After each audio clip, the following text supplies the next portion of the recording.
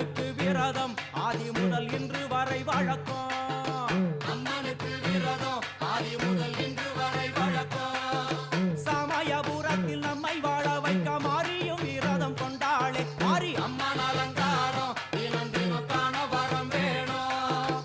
அம்மன் அலங்காரம் கண்டுவிட்ட நம்ம குறை தீரும்.